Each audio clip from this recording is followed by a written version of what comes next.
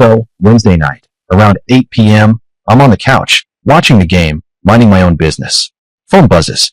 Text from Penelope. She's 26. We've been together almost 3 years, living together for the last 18 months in my apartment.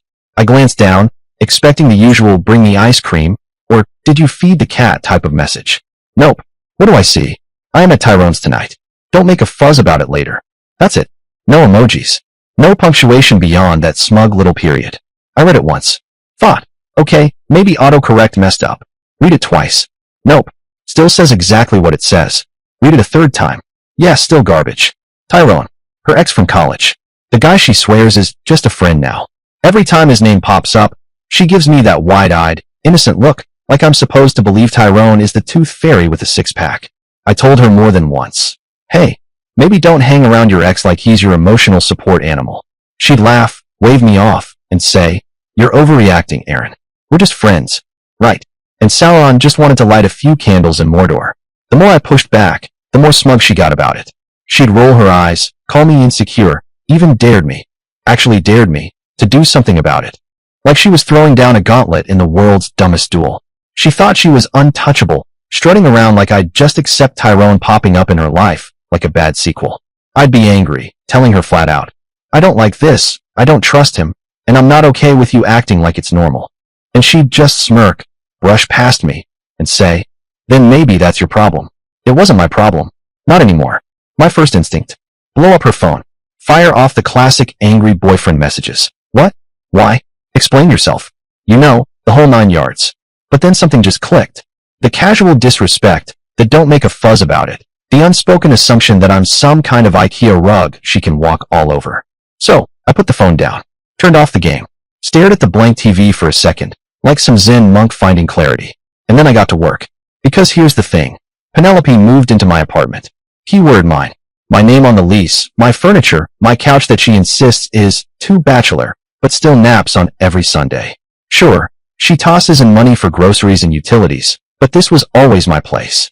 She was a tenant with kissing privileges. So, I spent the next 3 hours methodically packing her stuff. Clothes, folded, not crumpled. Makeup, zipped neatly into those little bags she loves. That collection of succulents she fusses over like they're her children, bubble-wrapped each one. Even gave the weird, spiky one its own box like it's royalty. At one point I even said out loud, look at me, Penelope. Real gentleman.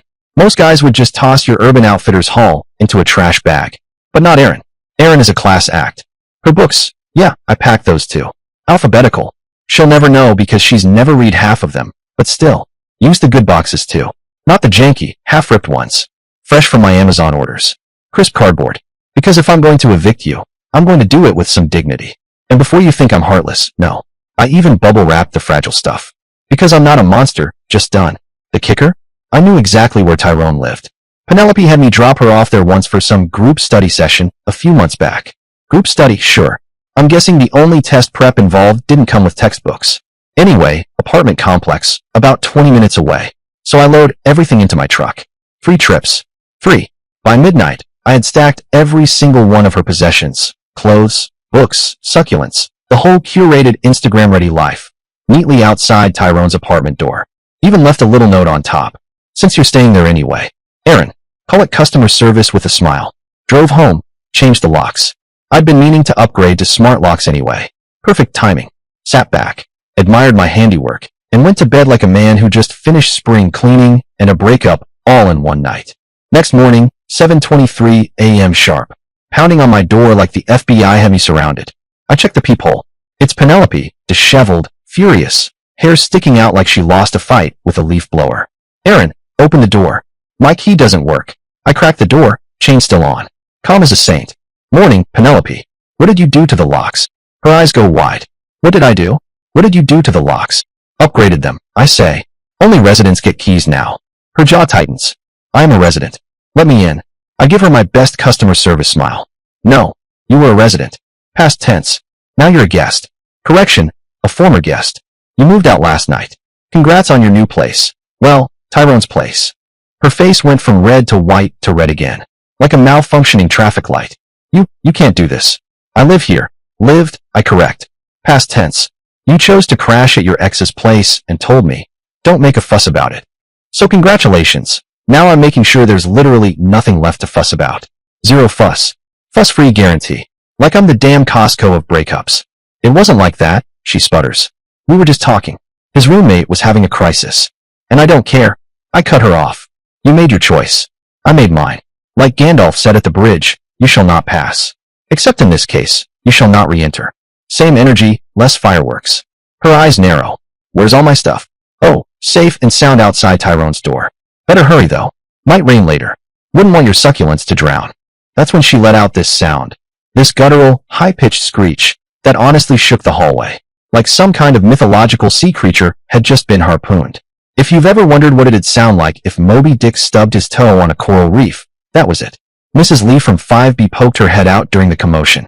Sweet old lady, always in her robe and slippers, holding a mug of tea like she's narrating the building's gossip column. Aaron, what's all this racket? She asked. I just smiled. Just spring cleaning, Mrs. Lee. Little earlier than usual. Meanwhile, Penelope's shrieking. You're insane. You can't just throw me out. I have rights. I leaned against the doorframe. Really? Show me the lease with your name on it. Or the utility bill. Or literally one piece of mail. I'll wait. Her mouth opened. Closed. Opened again. Like a goldfish learning English. You have nothing tying you here, I said.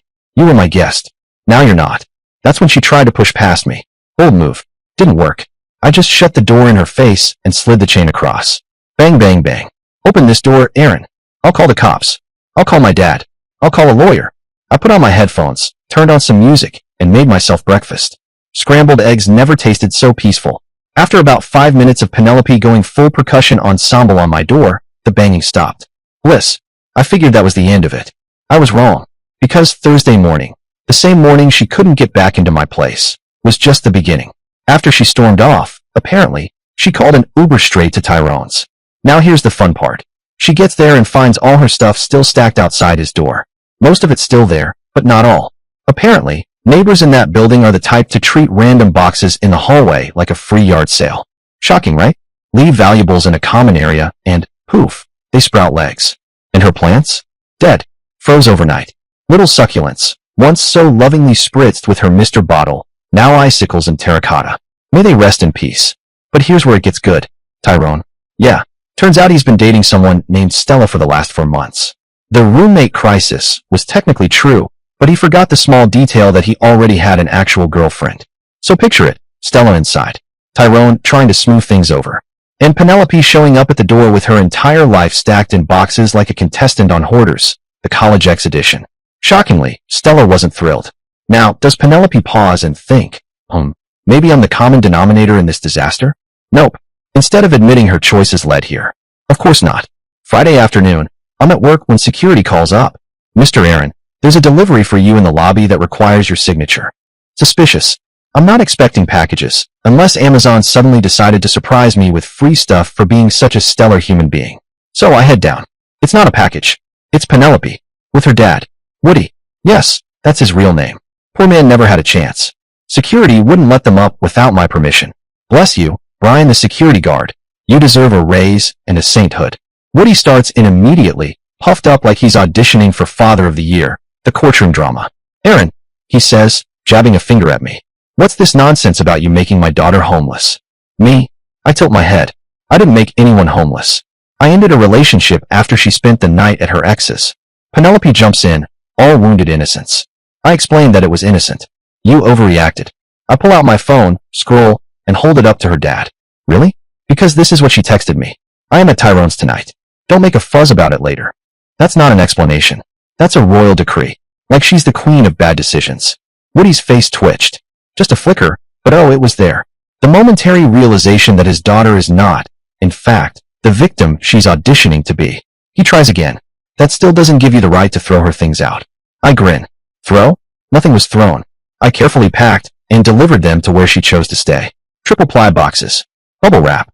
If anything, it was a white glove service. 5 stars. Would recommend. Penelope crosses her arms, stomps a foot. Half my stuff was stolen. My plants are dead. My laptop is missing. I shrug. Should have thought about that before the don't make a fuzz about it later text. Maybe next time try, I'll be at Tyrone's. Please don't pack my life into boxes. Slightly better tone. Then she played what she clearly thought was her ace card. I want the $1,200 I gave you for rent this month since you're kicking me out. I laughed, out loud, in her dad's face. You gave me $600 for your half of August rent. It's August 28th.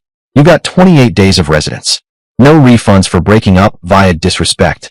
Woody leans closer, lowering his voice like he's about to scare me straight. This is a legal eviction. We'll sue. I lean right back, smiling like I've just been handed free popcorn. Please do. I'd love to show a judge the text where she announced she was staying elsewhere. Happy to provide my response. Proof she was never on the lease. And, oh yes, building security footage of me peacefully moving her belongings.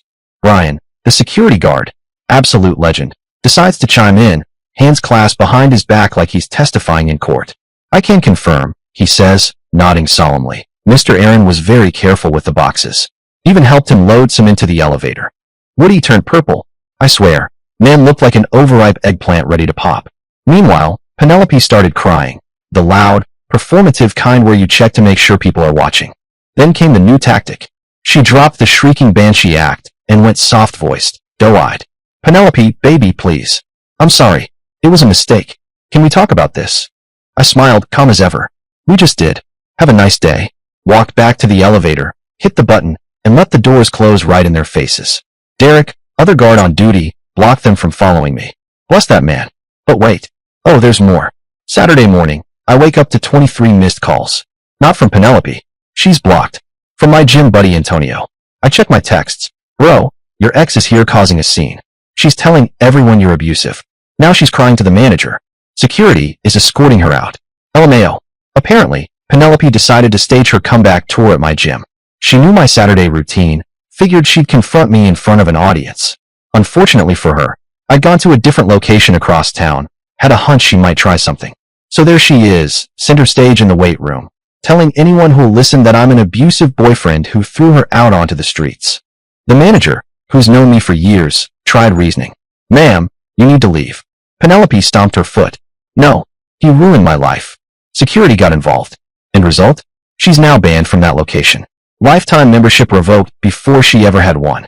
Then came the social media campaign. Oh yes, mutual friends started sending me screenshots. Penelope had posted this grand sob story online about being suddenly homeless and abandoned by someone I trusted. Full tragic lighting, black and white selfie, the whole package. Conveniently, she left out the Tyrone's tonight. Don't make a fuzz about it part. Funny how that detail slipped her mind. I posted exactly one response, a screenshot of her text, and my reply. Okay. Nothing else. No rant. No essay. Just facts. Let people connect the dots themselves. And the best part? Tyrone's girlfriend, Stella, found the post and commented. Is this why you showed up at my boyfriend's apartment with all your stuff? The post got deleted real quick after that. Sunday afternoon, I get a text from an unknown number. Unknown? Not really. Unknown. This is Tyrone. We need to talk about Penelope. Oh boy. No, we really don't. Tyrone wrote, she won't leave my apartment. I responded, sounds like a you problem. Dude, seriously, she's causing problems with Stella. I wrote back, you should have thought about that before whatever Wednesday night was. Nothing happened. We just talked. My final reply, don't care. Not my circus, not my monkeys. And block. Number 2, gone. It's been a wild few days, but here I am, back where I belong, on my couch, eating takeout, basking in the peace and quiet. Changed my Netflix password too, just for good measure. Petty? Sure. Satisfying? Absolutely. Zero regrets. Fast forward a week. I get a call from my landlord, Alistair. Great guy. Older, Scottish accent that makes even bad news sound like a bedtime story. Aaron, he says, I just got a very interesting call from someone claiming to be your girlfriend. Ex-girlfriend? I correct immediately. What did she want? She says you illegally evicted her and wants me to give her a key to your apartment. I laughed so hard I almost dropped the phone. What did you tell her? That she's not on the lease, never was, and I can't just hand out keys to random people who call me. She got quite upset. Thanks for having my back, Alistair. No problem, he says. Pause. Then he clears his throat. But Aaron, she also tried to convince me you were mentally unstable and she was worried about your safety. Suggested maybe I should do a wellness check. The absolute audacity, trying to weaponize my landlord against me. Tuesday, I'm working from home when there's a knock. Through the peephole, 2 cops. Perfect. Deep breath. Open the door. Mr. Aaron, one of them said, all business. We're here for a wellness check. Someone called concerned about your mental state. I blinked. Me? Let me guess, my ex-girlfriend Penelope. The second officer's face was carved from stone.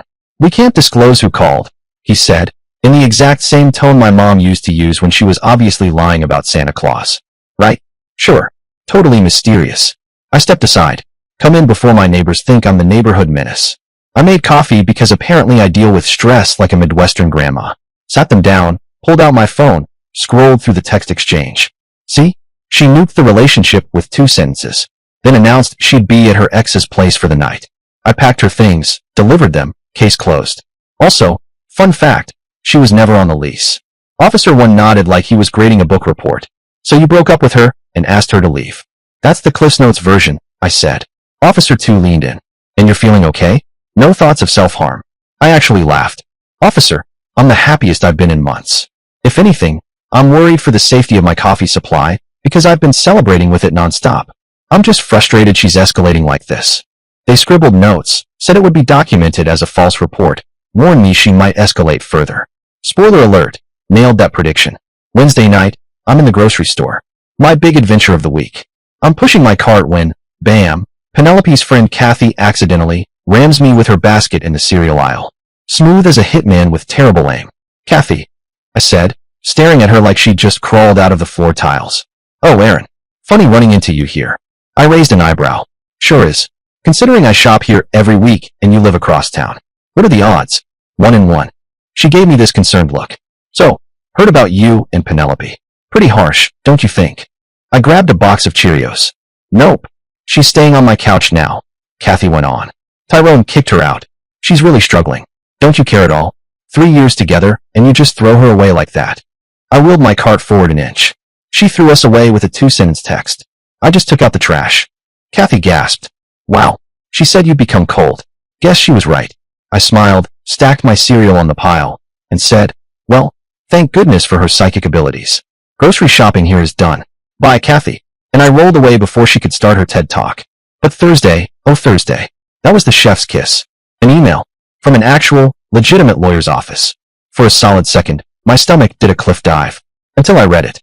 A cease and desist. Not for me, no. For Penelope. From Tyrone's lawyer. The letter spelled it out. Stop harassing him and Stella. Stop showing up at his apartment. And stop spreading false information about their relationship. And how do I know this? Because Penelope, in her infinite wisdom, CC'd me on her reply. Yes, really. She went off on the poor lawyer in full caps lock glory, claiming I manipulated the situation and that Tyrone owed her support during this difficult time. The lawyer's response, also CC'd to me, was a thing of beauty. I read it twice just to savor the flavor. Miss Penelope, you are not invited to stay at my client's residence. Your ex-boyfriend's decision to deliver your belongings there does not create any obligation on my client's part. Continued contact will result in a restraining order. Additionally, copying third parties on legal correspondence is inappropriate and unprofessional. I almost framed it. It was the kind of letter that deserved a spot on the fridge, right next to the electric bill and the takeout menu. I laughed so hard I nearly choked on my coffee, and for a brief shining moment I thought, finally, curtain call. The psycho exits stage left. Friday rolls around. I'm thinking, hey, maybe the show's over. Wrong. My phone buzzes with a notification from my credit monitoring app. Someone tried to apply for a credit card using my SSN. One guess who? Penelope apparently decided if she couldn't ruin me emotionally, she'd just go for the financial jugular. That's when it stopped being funny. Called the credit card company, locked down my credit like Fort Knox, filed a police report for identity theft. And of course, because life is scripted by a bad sitcom writer, the officer taking the report looked familiar. It was Officer 2. Yep, Mr. Wellness Check himself. He blinked when he saw me. Your ex again? I said, do I look like the kind of guy who has multiple women calling fake wellness checks? Yes, it's her again. He rubbed his forehead like he was already regretting his life choices. This is escalating. You might want to consider a restraining order. Yeah, I said, that's on my weekend to-do list, right between laundry and buying groceries. Thanks. I handed over the stack of evidence. Emails, call logs, the works. He promised they'd be in touch. Saturday morning, knock at the door. I checked the peephole. And who's standing there like a guilty Labrador? Woody, Penelope's dad. Alone this time. I wasn't about to let this turn into another sitcom scene, so I spoke through the door. What do you want, Aaron? He called. Nope, I said. What do you want, Woody? Because unless you've come to apologize on behalf of your daughter for trying to turn me into a walking episode of Dateline, we don't have much to chat about. He sighed. Please. This has gotten out of hand. Penelope's not herself. Oh, I'm aware, I said. She tried to open a credit card in my name. Silence. then a long pause that felt like he was buffering. She what? Identity theft, I said flatly. Filed a police report yesterday. That's a felony, in case you missed that episode of Law and Order. Jesus Christ, he muttered. Aaron, I had no idea. She said you were being unreasonable, but this, me. Woody, I said, I need you to leave. Tell Penelope any further contact goes through lawyers. I understand, he spoke quietly. I'm sorry, Aaron. I'll talk to her. He shuffled off the porch, looking like a man who just found out his prized garden gnome had been stealing Amazon packages. Honestly, he seemed genuinely shocked. Identity theft wasn't the brand of crazy he'd signed up to defend, and that's where I left it.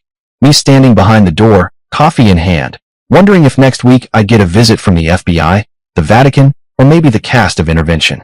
Last night, my phone starts blowing up like it's Black Friday at Walmart. 3 different numbers, all her friends.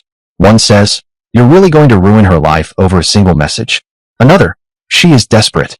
The third, my personal favorite, "You made her homeless. Have a heart." I stared at the screen and thought, wow, apparently I'm now the landlord, the credit bureau, and the moral compass of the universe, all rolled into one. I didn't respond, just screenshotted everything and dropped it in the lawyer folder. Felt like Pokemon, but instead of catching them all, I'm collecting exhibits. Then this morning, Instagram decides to wake me up with a notification. Penelope had created a new account, because blocking her main one apparently just unlocked her side quest. She sent me one message, "You won happy actually?"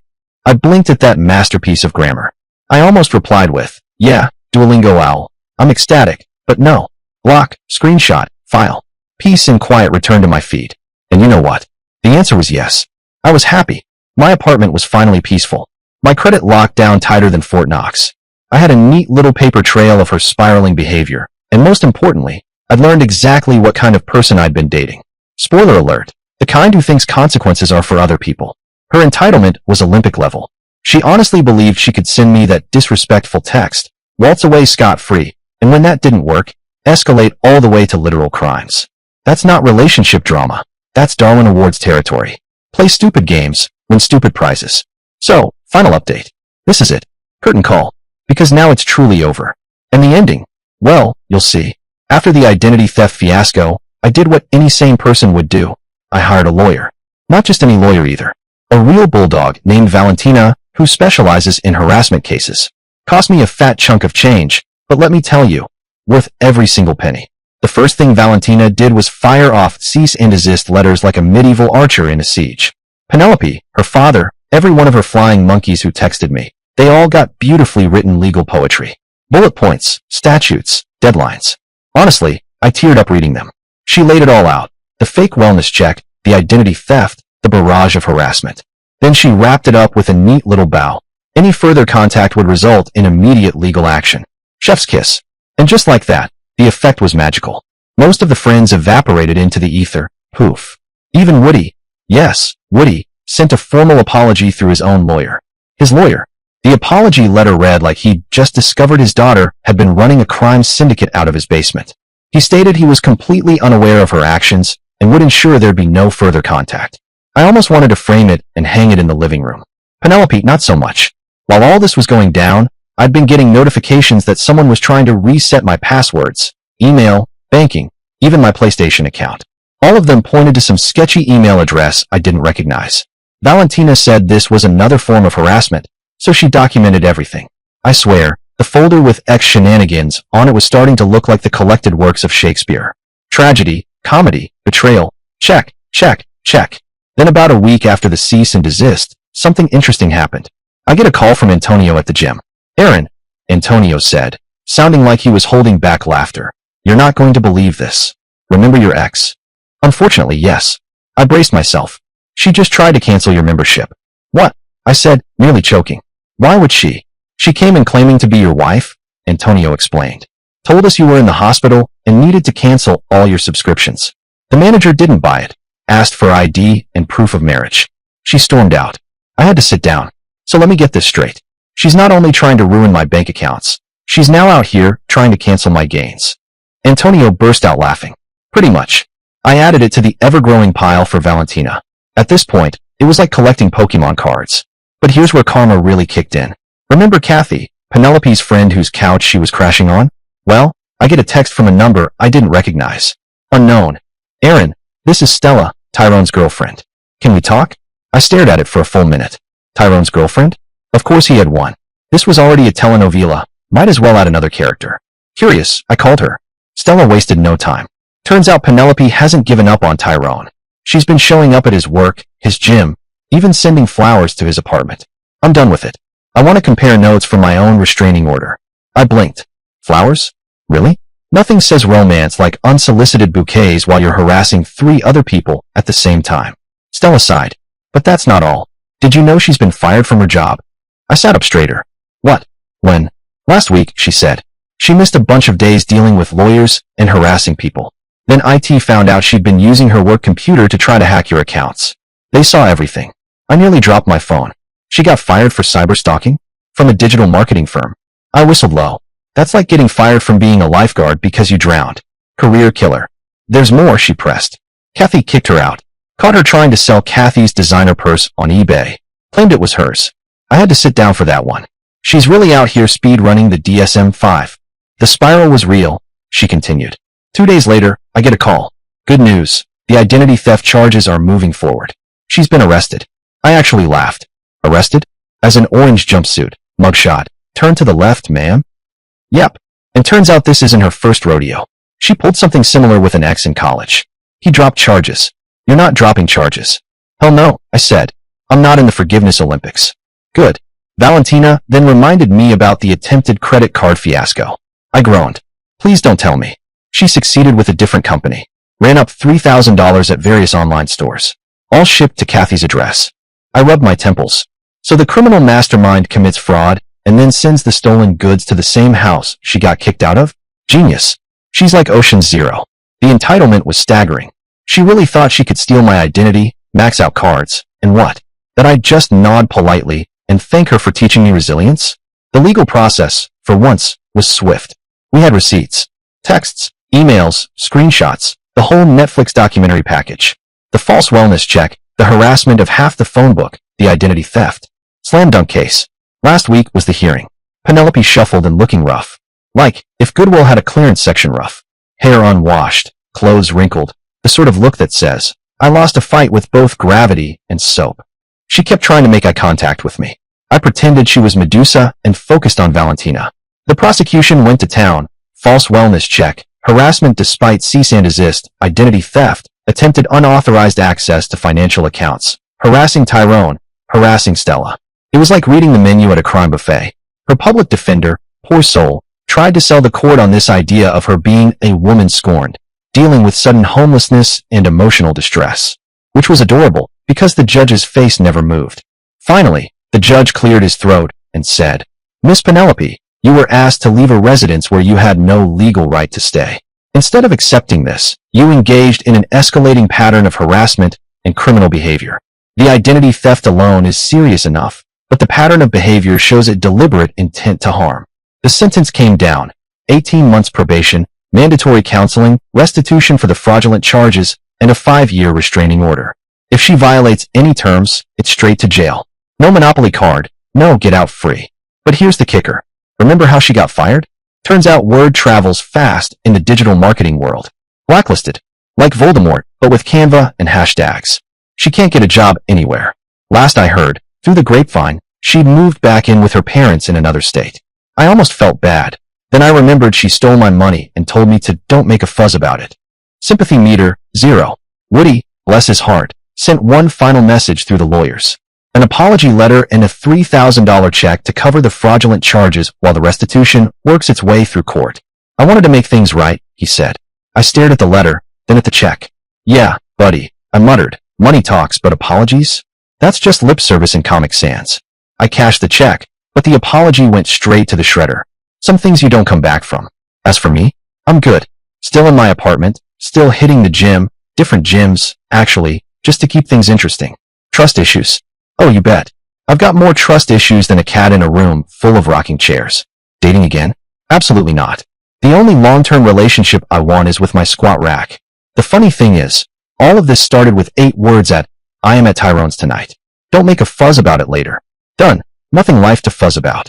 Looking back, the red flags weren't just there, they were basically neon billboards. The entitlement. The casual disrespect.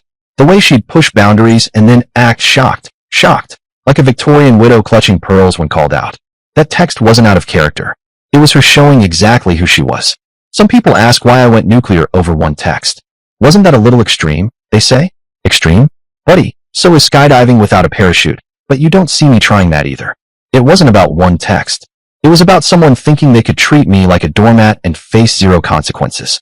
It was about someone who thought, don't make a fuzz about it later, was an acceptable way to communicate in a relationship. She wanted me to deal with it. I did, just not the way she expected. Dear listeners, please share your thoughts in the comments section below and don't forget to like, share, and subscribe.